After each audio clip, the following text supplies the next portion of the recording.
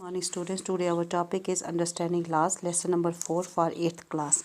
आज हम आगे पढ़ते हैं. Meetings were held with different organisation.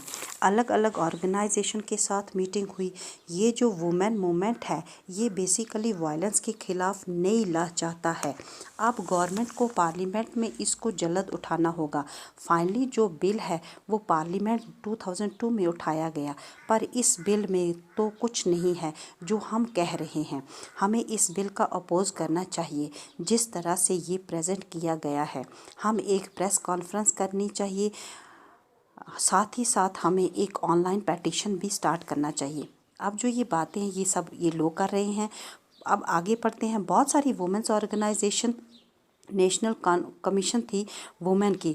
उन्होंने पार्लियामेंट स्टैंडिंग कमेटी में अपनी सबमिशन दिए.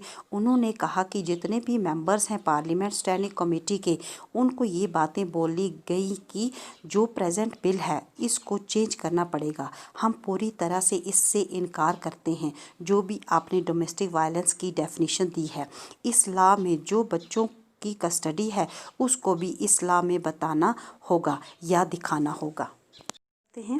अब दिसंबर 2002 में स्टैंडिंग कमेटी थी. उसने अपनी जो चेंजेस थी जो रिकमेंडेशन थे उनको राज्यसभा में रखा और उसके बाद लोकसभा में रखा.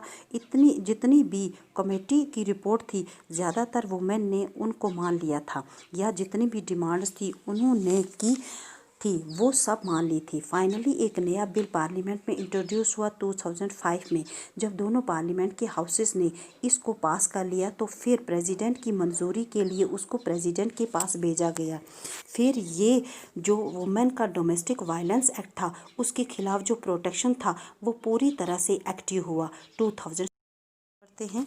अब 2006 में प्रेस कॉन्फ्रेंस हुई. ये नई लॉ क्या है ये पूछा गया. ये लॉ जो है सबसे पहली लॉ है जो कि रिकॉग्नाइज कर रही है वुमेन की राइट्स को लेके जो कि एक वायलेंस फ्री होम से होनी चाहिए. साथ ही साथ कंप्रिहेंसिव डेफिनेशन भी बताती है. एक कॉम्पैक्ट ऑफ नेशन बताती है डोमेस्टिक वायलेंस की. ये एक तरीके से सिविल लॉ है जो कि प्रोवाइड कर रही है रिलीफ लाखों लेडीज़ को, चाहे वो वाइव्स हैं, मदर्स हैं, डॉटर्स हैं या सिस्टर्स हैं जो कि इन होम्स में वायलेंस के थ्रू अफेक्टेड होती हैं. उनके बचाने के लिए एक सिविल लॉ है. ये कॉन्फ्रेंस अभी जारी है. इसको नेक्स्ट वीडियो में पढ़ते हैं. Thank you for watching this video.